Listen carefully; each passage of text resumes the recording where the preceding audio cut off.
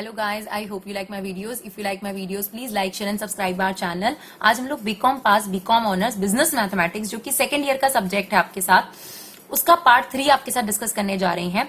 Maximum minima के question part 2 में हमने डाले. कोशिश करा है कि वहां पर आपको मैक्सिमम और मिनिमम वाले जो क्वेश्चंस है वो समझा सके. जो बिल्कुल बेसिक क्वेश्चंस थे वो हमने पार्ट 1 में डाले. और आज एक और टॉपिक है, अगर आप बात करेंगे इलास्टिसिटी ऑफ डिमांड और इलास्टिसिटी ऑफ सप्लाई, जो कि इस particular chapter that is application of differentiation में पूछा जाता है. राइट, तो उससे रिलेटेड क्वेश्चन हमने आपके पास लिए हैं.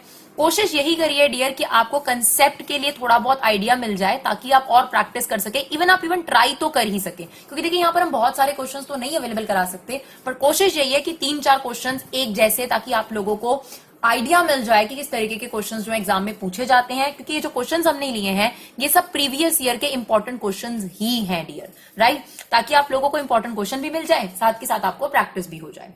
तो ऐसा नहीं है कि आप इलास्टिसिटी ऑफ डिमांड के बारे में जानते नहीं है डियर. इलास्टिसिटी ऑफ डिमांड आप पहले से जानते हैं, तो बिल्कुल वही चीज है, कोई बहुत ज्यादा डिफरेंस नहीं आने वाला. इलास्टिसिटी ऑफ डिमांड का अगर आपको फॉर्मूला याद हो तो आप लोगों का फॉर्मूला था delta Q upon delta P into P upon Q. Right, delta का मतलब चेंज ही होता है और डिफरेंशिएशन भी यही शो करता है. That means delta Q upon delta P is nothing but D Q upon D P, that is derivative of quantity with respect to price.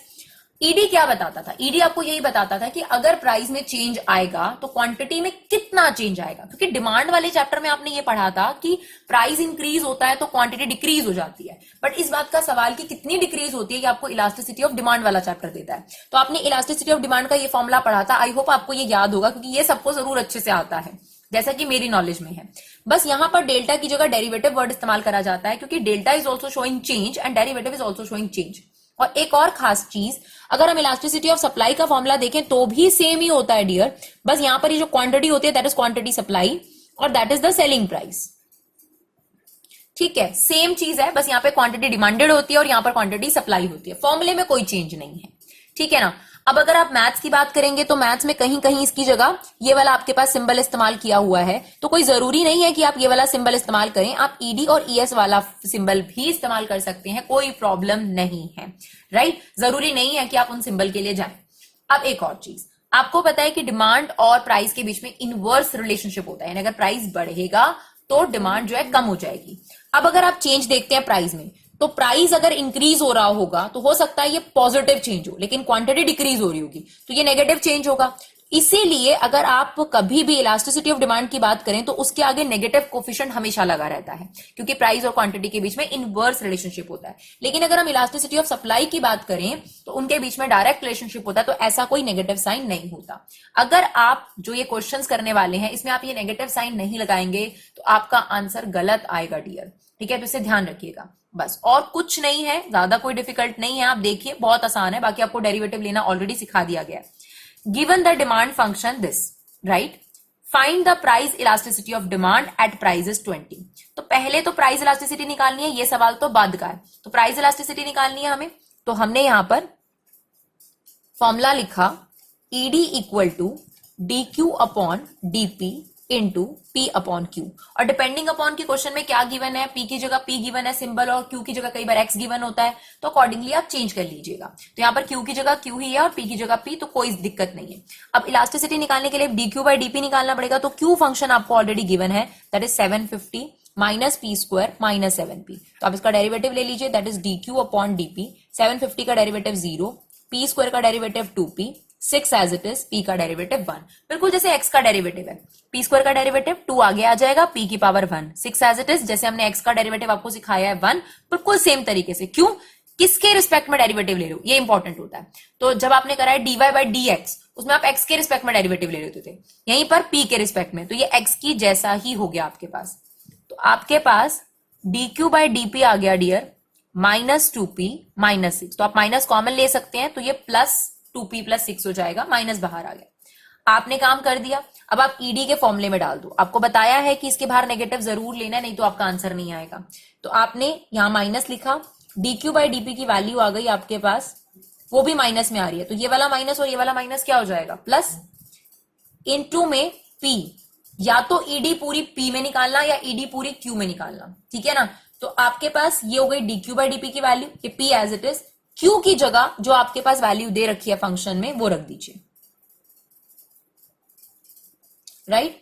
तो ईडी हो गया आपके पास, पी से मल्टीप्लाई कर दीजिए, ईडी हो गया 2p स्क्वायर 6p अपॉन में 750 minus P square minus 6p। तो ये आपका काम हो गया डियर, आपने प्राइस इलास्टिसिटी ऑफ डिमांड निकाल दिया। अब उसने आपको बोला था कि ईडी निकाल देना जब पी की वैल्यू 20 हो, तो बस आपने अब क्या करना है, पी की जगह 20 सब्स्टिट्यूट कर अब इसका सॉल्यूशन निकाल दीजिए। तो हम यहाँ पर सब्स्टिट्यूट जरूर करके दिखा रहे हैं, बट आप सॉल्व खुद कर लेंगे, होपफुली आप वो चीज बड़े आराम से कर सकते हैं।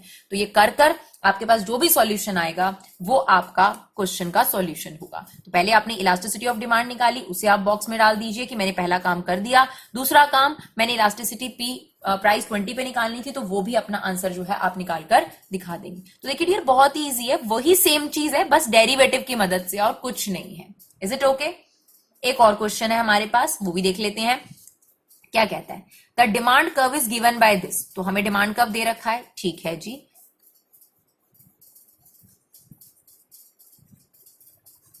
That is x equal to 20 minus 2p minus p square. आपको कहता है फाइंड ईडी, ठीक है, फॉर p इक्वल टू 2.5, ठीक है। एक तो हमें ये काम करना है, for which the demand the elasticity will be unity.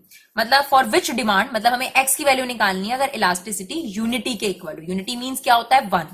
पहले तो आपको ईडी निकालनी पड़ेगी, ईडी निकालने के बाद प्राइस की जगह 2.5 रख दोगे तो पहले सवाल का जवाब हो जाएगा।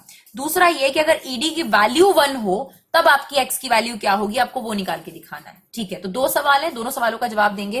पहले सबसे पहले ईडी का फॉर्मूला लिख लेते हैं, क्योंकि यह क्वांटिटी को एक्स से डिनोट करा गया है, तो we write dx by dp into में p अपॉन x।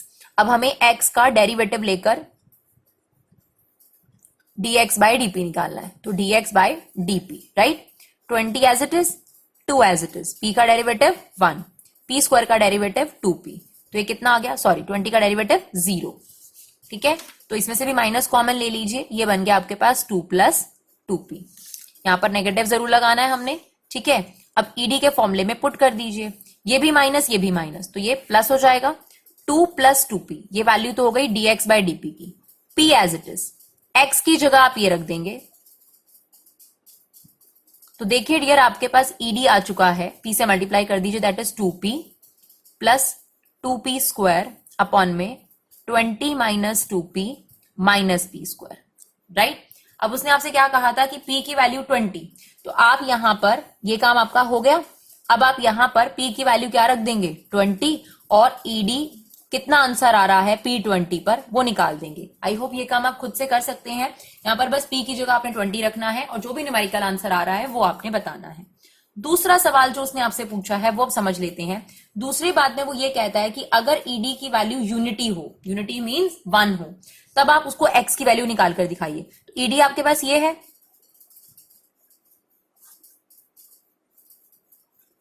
इसे हमने 1 के इक्वल लिख दिया, क्रॉस मल्टीप्लाई कर दीजिए, that is 20 minus 2p minus p square. सब कुछ राइट साइड पे ले आइए, minus 20 plus 2p plus p square equal to 0। p square और 2p स्क्वायर कितना हो गया, 3p स्क्वायर। 2p और 2p कितना हो गया आपके पास, 4p माइनस 20 इक्वल टू 0। अब आपके पास डियर ये बन चुकी है क्वाड्रेटिक। जिन बच्चों को मिडिल टर्म स्प्लिटिंग याद है बहुत अच्छी बात है, उससे कर लीजिए, p के आंसर्स आ जाएंगे, ठीक है ना। p can not be negative और p कैन नॉट बी 0। और जिनको याद नहीं है या जिनको बिल्कुल नहीं पता, जो विदाउट मैथ्स वाले बच्चे हैं, मैं उनको मिडिल टर्म स्प्लिटिंग नहीं सजेस्ट करती, मैं उनको डी वाला मेथड सजेस्ट करती हूँ, जो कि मैंने पहले भी इस चैप्टर के अंदर सजेस्ट किया था। उसी से मैं यहां पर आपको ये क्वेश्चन करके दिखाऊंगी। तो 3p square plus 4p minus 20 equal to 0। सबसे पहले a की वैल्यू निकालते हैं जो p स्क्वायर के आगे होती है, जो p के आगे होती है वो b, और जो बिना p के होगी वो c विद साइन। +3 +4 लिखने की जरूरत नहीं होती, बट नेगेटिव लिखने की जरूरत होती है। उसके बाद हम d निकालते हैं यहां पर, b स्क्वायर माइनस 4ac। अब b की वैल्यू कितनी है आपके पास, 4 माइनस 4, a की वैल्यू 3, b की value minus 20, this is 16 plus 240, that is 256, right. फिर हमें किसकी वैल्यू निकालनी है, p, तो उसकी एक वैल्यू निकलती है minus b plus root D divide by 2a, और दूसरी वैल्यू निकलती है minus b minus root D divided by 2a। बस एक बार यहां प्लस है, एक बार माइनस।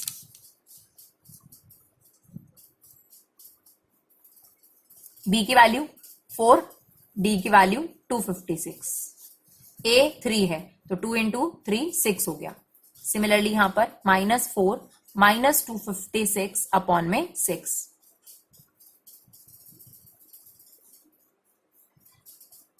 तो ये कितना आ गया आपके पास 12 डिवाइडेड बाय, तो ये p की वैल्यू आ गई आपके पास 2, राइट। और यहां से p की वैल्यू आपके पास आएगी नेगेटिव, और नेगेटिव p नहीं हो सकता आपके पास, तो जो भी आ रहा है रिजेक्ट ही होगा, यानी आपकी प्राइस की वैल्यू आ गई है 2। पर हमसे ये पूछा गया था कि जब ईडी 1 होगा तो डिमांड कितनी होगी, डिमांड मतलब x की वैल्यू पूछी गई है, तो आपने p निकाल लिया ना, तो बड़े आराम से आपके पास जो फंक्शन दे रखा है x in terms of p वाला, वहां पर आप p की जगह 2 रखकर आप बड़े आराम से क्या निकाल सकते हैं, x की वैल्यू। तो यहां से जब आप x की वैल्यू निकाल लेंगे तो आपको उस बात का जवाब मिल जाएगा जो आपसे पूछा गया है कि अगर ईडी यूनिटी होती है तो आपके पास डिमांड कितनी होती है। तो पहले आपके पास प्राइस निकल गया, उसी प्राइस की मदद से आप बड़े आराम से क्या निकाल सकते हैं, डिमांड भी निकाल सकते हैं। तो देखिए ये क्वेश्चन भी हमारे पास हो चुका है बहुत ही सिंपल तरीके से, राइट। ये हमारा ईडी हो गया। इसके बाद बात करते हैं थर्ड क्वेश्चन की। चलिए थर्ड क्वेश्चन भी देख लेते हैं। अब देखिए आप ये तीनों क्वेश्चन करेंगे तो उसके बाद आपके लिए elasticity of demand, elasticity of supply बहुत आसान हो जाएगा। और खासतौर पे ये जो थर्ड क्वेश्चन है इसमें काफी कुछ है, बहुत ही मजेदार क्वेश्चन हमने लिया है। Out of the following two function identify which one is demand function and which one is a supply function. मतलब यहां पर डिमांड फंक्शन भी दे रखा है, सप्लाई फंक्शन भी दे रखा है, और आपको आइडेंटिफाई करना है कि कौन सा डिमांड फंक्शन है और कौन सा सप्लाई फंक्शन है। ठीक है, ये दोनों में से कैसे आइडेंटिफाई करेंगे हम आपको बताएंगे। फिर कहता है डिटरमाइन ईडी एंड ईएस, मतलब इलास्टिसिटी ऑफ डिमांड भी निकालना है, इलास्टिसिटी ऑफ सप्लाई भी। बट ये तभी आप लोग निकाल सकेंगे जब आप इसमें से आइडेंटिफाई कर पाएंगे कि कौन सा आपके पास सप्लाई फंक्शन है और कौन सा डिमांड फंक्शन है। ED ES at equilibrium price. ठीक है, बहुत सारे सवाल हैं। सबसे पहला काम तो हमें ये आइडेंटिफाई करना है कि भाई इसमें से कौन सा डिमांड फंक्शन है, कौन सा सप्लाई फंक्शन है। कोई भी एक ले लीजिए, कोई भी एक जो आपको बढ़िया लगता है। तो लेट इट भी मैंने ये वाला ले लिया, x equal to 2p minus 10। अब ये आइडेंटिफाई करने के लिए कि सप्लाई है डिमांड, तो मुझे ये देखना पड़ेगा कि प्राइस और डिमांड के बीच में कैसा रिलेशनशिप है। तो मैंने एक बार प्राइस ले लिया 10 रुपए, राइट, और क्वांटिटी डिमांडेड निकाल ली, दैट इज x निकाल लिया मैंने, x1। तो अगर मैंने यहाँ 10 रखा तो ये आ रहा है आपके पास 10। फिर मैंने दूसरा प्राइस रखा दैट इज 20, तो मैंने 20 रखा 40। तो आप देख सकते हैं क्वांटिटी डिमांडेड आपके पास आ रही है 30। तो आप मुझे बात बताइए, आपने प्राइस इंक्रीज करा, क्वांटिटी भी इंक्रीज हो गई, ऐसा कब होता है? ऐसा सप्लाई में होता है, डिमांड में नहीं होता। तो बहुत सिंपल सी बात है, क्योंकि यहाँ प्राइस इंक्रीज होने पर डिमांड भी इंक्रीज हो गई, तो ये डायरेक्ट रिलेशनशिप शो कर रहा है। और अगर ये डायरेक्ट रिलेशनशिप शो कर रहा है तो मुझे इसमें कोई दो राय नहीं है कि ये आपके पास कौन सा फंक्शन है, सप्लाई फंक्शन है। इसका मतलब अगर ये सप्लाई फंक्शन है तो दूसरे वाला आपके पास डिमांड फंक्शन है, सिंपल, राइट। ये काम हमारा हो गया कि हमें आइडेंटिफाई करना था, आइडेंटिफिकेशन वाला काम हमारा हो गया। अब मेरी बात को जरा ध्यान से समझिएगा, या तो पूरे दोनों फंक्शन x ऑन p होने चाहिए या p ऑन x होने चाहिए। तो एक तो आपको x ऑन p दे रखा है और एक p ऑन x दे रखा है, तो या तो इसको भी p ऑन x बना लीजिए या फिर इसको भी x ऑन p, तो जो तुम्हारा मन करे। तो बच्चों को लगता है कि यार ये आसान है, तो इसको भी आप p ऑन x, मतलब सेम होने चाहिए डिमांड और सप्लाई फंक्शन, ठीक है। ये p डिपेंड कर रहा है यहाँ x पर और यहाँ x डिपेंड कर रहा है p पर, तो या तो यहां से p की वैल्यू निकाल लीजिए। तो हम यहां से निकाल लेते हैं, ये 10 यहां प्लस हो जाएगा और ये 2 इसके डिवीजन में आ जाएगा। नाउ दिस अपॉन दिस, तो ये हो गया x अपॉन 2 और 5। तो ये आपका डिमांड फंक्शन तैयार हो गया, सॉरी सप्लाई फंक्शन। बस अब आपने क्या निकालना था, ईडी और ईएस। तो चलिए, ईडी का formula minus dx by dp into p upon x, और ईएस का formula dx upon dp into p upon x।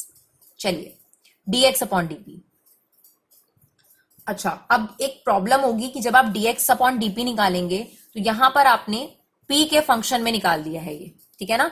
तो रेसिप्रोकल लेना पड़ेगा हमें, कोई दिक्कत नहीं, हम कर लेंगे। सबसे पहले अब आप इसका डेरिवेटिव लेंगे, ये आपको p दे रखा है। अब ध्यान से सुनिएगा, यहाँ dx बाई dp नहीं आएगा, यहाँ dp बाई dx आएगा, क्योंकि p ऊपर है और x। कोई बात नहीं, बाद में हम रेसिप्रोकल कर लेंगे, dp अपॉन dx। तो जब आप मेरी फर्स्ट वीडियो देख चुके हैं तो उसमें मैंने आपको बताया था कि रूट, पहले आपको रूट नजर आ रहा है, तो रूट एक्स का क्या डेरिवेटिव होता है, 1 अपॉन 2 रूट एक्स। अब यहां पर x होना चाहिए था, लेकिन उसकी जगह पर ये चीज चल रही है, तो आपको इसका दोबारा डेरिवेटिव लेना पड़ेगा, जो चीज x की जगह आई। तो 100 माइनस एक्स स्क्वायर, तो 100 का डेरिवेटिव 0 और x स्क्वायर का डेरिवेटिव हो गया 2x। ठीक है, तो ये हो गया minus 2x upon 2, 100 minus X square. तो ये 2 से 2 कैंसिल आउट हो गया। ये हमारे पास आया है dp अपॉन dx, बट हमें क्या चाहिए होता है dx अपॉन dp, तो दोनों साइड रेसिप्रोकल कर दो। It's dx upon dp 100 minus X square upon minus x, right. Similarly यहां पर भी आपको dx अपॉन dp निकालना है, तो ये p दे रखा है आपको x बाय 2 प्लस 5, तो पहले dp बाय dx निकालेंगे हम लोग। तो 1 upon 2 as it is, x का डेरिवेटिव 1 और 5 का डेरिवेटिव क्या हो जाता है आपके पास 0, तो 1 बाय 2 आ गया आपके पास dp अपॉन dx। तो dx बाय dp कितना हो जाएगा, इसका रेसिप्रोकल, दैट इज 2 अपॉन 1। ठीक है, अब हमें क्या निकालना है, यहाँ पर इलास्टिसिटीज निकालनी है। तो अब इलास्टिसिटीज का फॉर्मूला रख देते हैं, क्योंकि हम ये तो निकाल ही चुके हैं यहाँ पर। तो इलास्टिसिटी ऑफ डिमांड क्या आएगा, माइनस dx बाय dp। तो ये आपके पास ये भी टर्म नेगेटिव में है, देखिए माइनस है यहाँ पर, तो वो माइनस माइनस प्लस हो जाएगा और ये रह जाएगा 100 minus X square upon x into में p अपॉन x। इस बार हमने क्योंकि यहाँ कन्वर्जन सारा x में करा है, तो हम p की वैल्यू रखेंगे। तो यहां पर आपकी p की वैल्यू क्या हो जाएगी, ये that is 100 minus X square, और x की जगह x रहने दिया जाएगा। तो अब देखिए √2 को √2 से मल्टीप्लाई करते हैं तो वो 2 बन जाता है। तो सिमिलरली अगर आप इसको रूट को इस सेम रूट से मल्टीप्लाई करेंगे तो ये 100 माइनस एक्स स्क्वायर हो जाएगा, और नीचे x into x that is x square. तो ये आपकी ईडी आ गई। ES की बात करते हैं, dx by dp that is 2, p की वैल्यू आपको रखनी पड़ेगी जो कि ये आपके पास that is x by 2 plus 5 upon में क्या है आपके पास x, राइट। तो ये हो जाएगा आपके पास 2 अपॉन x, ये हमने x इसके नीचे ले लिया, x बाय 2 प्लस 5, तो इसको अंदर इंटू कर दीजिए। 2 अपॉन x को x अपॉन 2 से मल्टीप्लाई करेंगे तो 1 आ जाएगा, क्यों देखिए ये कट जाएगा, और इससे करेंगे तो ये हो जाएगा 10 अपॉन x। तो ये आपकी ईडी आ गई और ये आपके पास ES आ गई। अब उसने क्या बोला था, एट इक्विलिब्रियम प्राइस पर हमारे को जो है ईडी और ES की वैल्यू बतानी है। इक्विलिब्रियम प्राइस क्या होता है डियर, जहां पर डिमांड और सप्लाई आपस में इक्वल हो जाते हैं, इंटरसेक्ट करते हैं, वहां पर आपके पास इक्विलिब्रियम प्राइस और डिमांड पता चलती है। तो ये तो ईडी और ES तो आपने निकाल दी, कोई दिक्कत नहीं है, लेकिन अब आपको इक्विलिब्रियम प्राइस भी चाहिए। तो उसके लिए आपको डिमांड फंक्शन को सप्लाई फंक्शन के क्या करना पड़ेगा, इक्वेट करना पड़ेगा।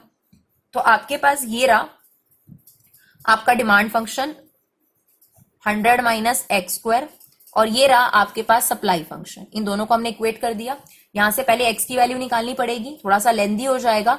ये इस वजह से हुआ क्योंकि हमने यहां पर p की वैल्यू निकाल दी। अगर हम x ऑन p की जगह इसको भी x ऑन p बना देते तो ये ज्यादा इजी हो जाता हमारे लिए। ठीक है, चलिए कोई बात नहीं। तो अब आपके पास स्क्वेयरिंग बोथ साइड कर देंगे हम लोग, क्योंकि हमें रूट हटाना है। तो इस स्क्वेयरिंग करने से इसका रूट तो हट जाएगा, और ये क्या बन जाएगा x प्लस 2 5 का होल स्क्वायर। नाउ यहां पर क्या हो गया आपके पास, ये तो एज इट इज है, यहां पर आपके पास a प्लस बी के होल स्क्वायर की आइडेंटिटी खुल जाएगी। a स्क्वायर तो एक्स स्क्वायर अपॉन 4, 5 का स्क्वायर 25, 2ab, तो ये से कट गया 100 minus X square that is x square by 4 25 plus 5x। Is it okay? अब आप क्या कर सकते हैं, ये सब चीजें इधर ले जाइए। 100 minus X square by 4 minus 25 minus 5x equal to 0। अब हम इन दोनों को सिंप्लीफाई करेंगे सबसे पहले। तो ये क्या हो जाएगा, 4 आपके पास एलसीएम आ गया 1 और 4 का, minus 4x minus X square, minus 5x आ गया, 100 में से 70 चला गया 75 इक्वल टू 0। अब हमें यहां पर क्या करना पड़ेगा, एलसीएम लेना पड़ेगा, राइट। तो देखिए डियर, अब आपके पास ये आ गया minus 5x square upon 4 minus 5x plus 75 equal to 0, right. अब इसको आगे प्रोसीड करते हैं हम लोग।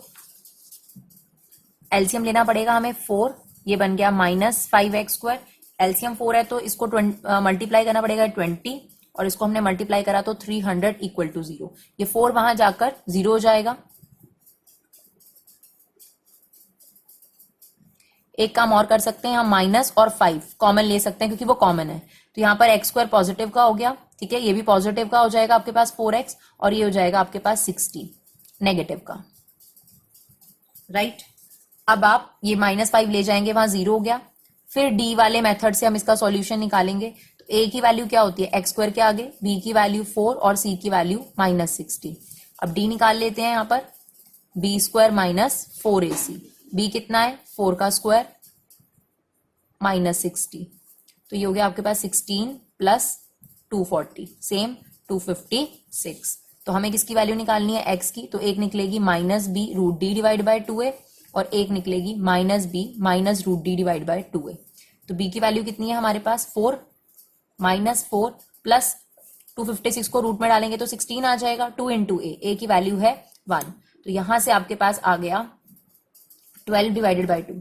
x की वैल्यू 6 आ रही है और यहां से x की वैल्यू नेगेटिव आएगी और क्वांटिटी नेगेटिव नहीं हो सकती, इसलिए हमने रिजेक्ट कर दिया।